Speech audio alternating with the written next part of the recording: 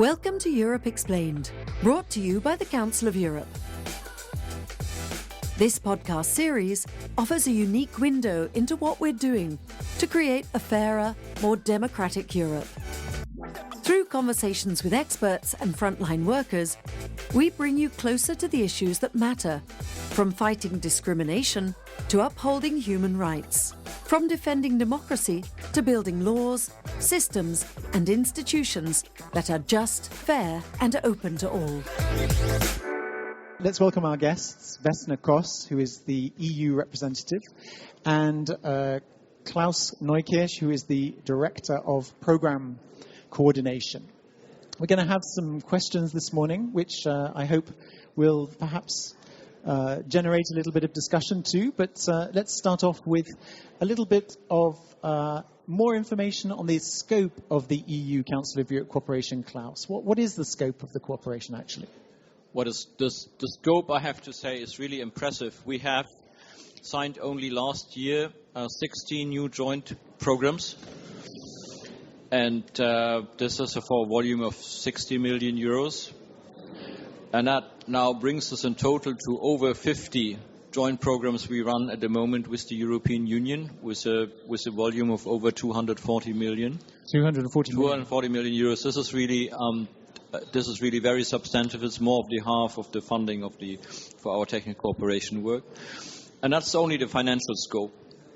But if you look at the regional and thematic scope, we have our flagship facilities, like the horizontal facility for the Western Balkans and Turkey, the Partnership for Good Governance for Eastern Europe and the South Caucasus. We also have the South Program for the Med. Until summer last year, we had an extremely strategically important Central Asia Rule of Law program. And on top of this, we have a lot of targeted bilateral joint programs on topics, very often on justice reform and others. And another element of which I will come later a little bit more is in the EU there is an instrument, the Technical Support Initiative, the instrument, where we work with what used to be until recently DG Reform in EU member states. However, we come back to this, and obviously we also cover then thematic issues like Roma, justice reform. We work with a lot of DGs in Brussels, including DG Just, also education sector. So yeah, quite a scope. So let's hear from the European Union side. Let's hear from our partners. Vesna, why are the joint programs important to the European Union? Well, thank you very much. Thank you very much also for the invitation and the initiative to organize this little talk on EU Council of Europe cooperation. Thank you, Claus, and your team for organizing this event that is becoming, I must say, from year to year more and more substantial and important. Thank you for your question. Claus already said how broad our cooperation is, and then indeed I would try to argue that it's also extremely important for both organizations. Programmatic cooperation, of course, is one of the three pillars of cooperation of European Union and the Council of Europe, in addition to political cooperation and to legislative, legal cooperation. And this is where our common values are actually being transformed or translated into practice. So, as Reykjavik Declaration also recognized, the joint programs or the overall programmatic cooperation between two organizations is what is the key expression of practical implementation of our common values. So it is also important because, of course, it is helping, assisting the EU member states, but non-EU member states as well, in the areas of the excellence of the Council of Europe. That altogether helps member states of the Council of Europe to raise the implementation of the standards of the Council of Europe, and ultimately, and I think very much important today, that is building resilient democratic societies. What in the age of challenges, geopolitical challenges, but very concrete challenges for our Council of Europe member states and beyond is also extremely important. And I will just spell out maybe the most visible part of this cooperation, that is within the EU enlargement process, where I'm sure all of you know that what we call fundamentals in the EU accession process is actually human rights, democracy, rule of law.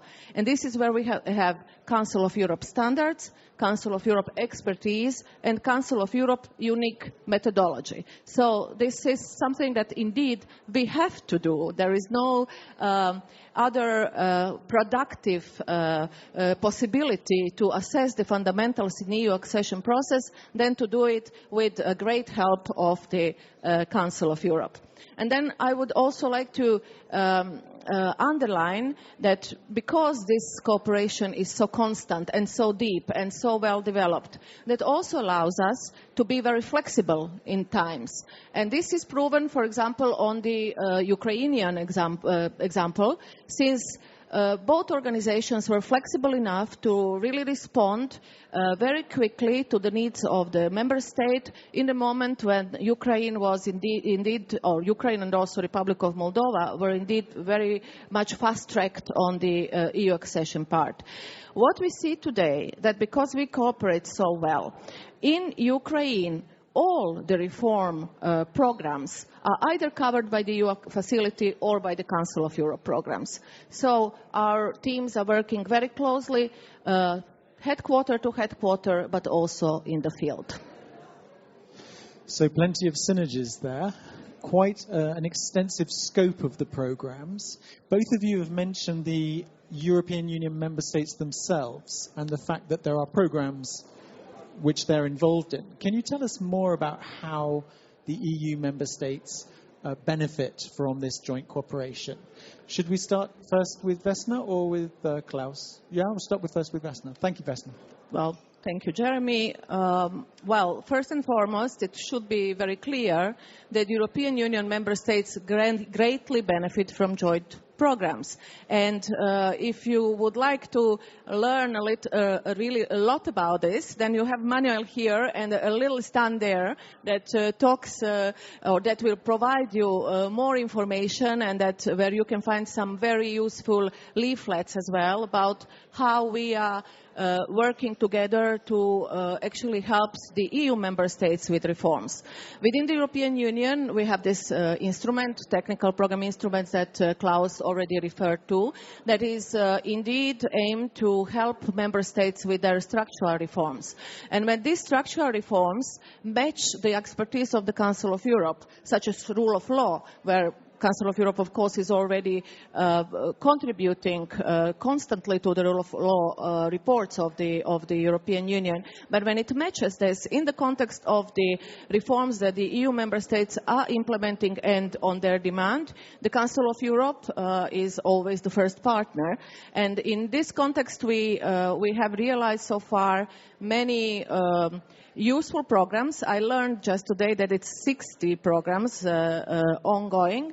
And one shining example that I will spell out is the Barnahus Model Children's House, the project that concentrates under one roof all the assistance that could be given to children victims of violence, that actually first started in Iceland in 1998, but then the first children's house was implemented with the help of the Council of Europe and the European Union in Slovenia, and the program later was reciprocated in many other EU countries, Ireland, Finland, Slovenia, Spain, Sweden, and currently Croatia.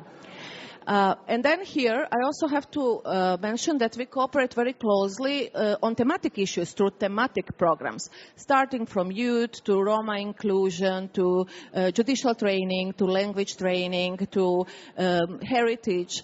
And this is, of course, these programs do not distinguish whether someone is EU member state or is not. And sometimes we are cooperating on the issues that are not even Council of Europe related or Council of Europe membership related. And there are many shining examples of this, but I think that maybe Claus will come to that. Claus, tell us the perspective from the Council of Europe. 27 of 46 member states, nevertheless, huh? Well, I think Vesna mentioned the main point. So in total, since we started this work on the TSI, we had 60 projects with a volume of 33 million euros, and it's really large. It's really, again, the scope is very different. We work from local governance reform in Finland to paperless courts in Croatia and supporting a court in Thessaloniki, working with France with their financial intelligence and on Austria on anti-trafficking and all of the Barnehus things. It's really broad.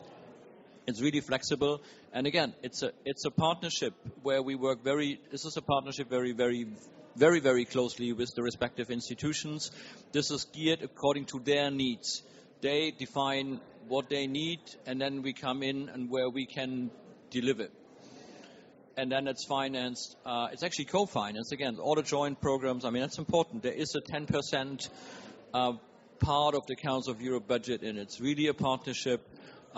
Very important. And again, I think it's important to note that the Council of Europe tries to support all member states, including those EU member states. And I think there's always room for improvement. There's always a need somewhere to get better.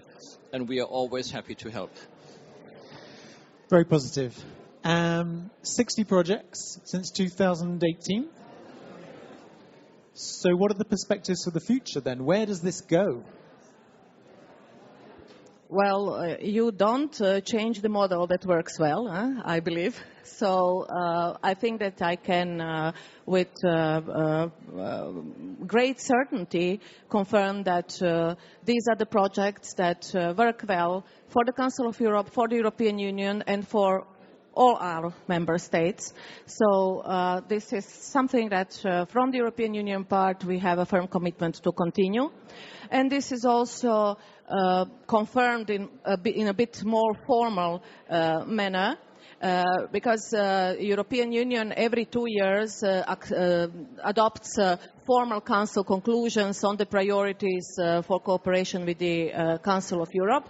Last time this was done on the 16th of December for 2025-2026, and it is clearly written that joint programs will remain the key expression of our partnerships in this new strategic document as well.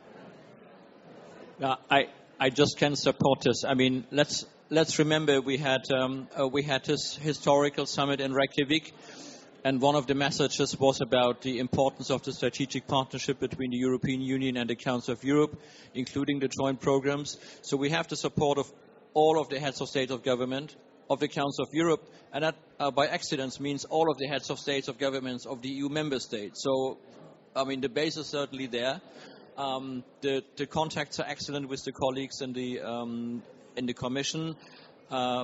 Also, if there are some reshuffles, so I'm pretty confident that we will continue to deliver through the TSI, that we will continue to deliver in the candidate countries, that we will find ways to continue to deliver in the neighborhood, and that all of this will also continue through the thematic supports. It's always important work, but I mean the direction is clear, and I think we are all very much for it, and we are very happy to have such a big support from Vesna and her team, also here from Brussels for this work was really instrumental. So also thank you very much for joining us for this little podcast today. Thank you very much for the opportunity.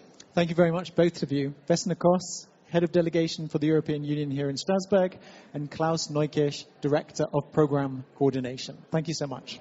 Thanks, Jeremy. If you enjoyed this discussion and wish to explore more topics, be sure to check out the episodes of Europe Explained. You can learn more about the Council of Europe and its initiatives at our website, coe.int. And don't forget to follow us on social media for the latest updates and insights. You can find us on X, LinkedIn, Facebook, and Instagram.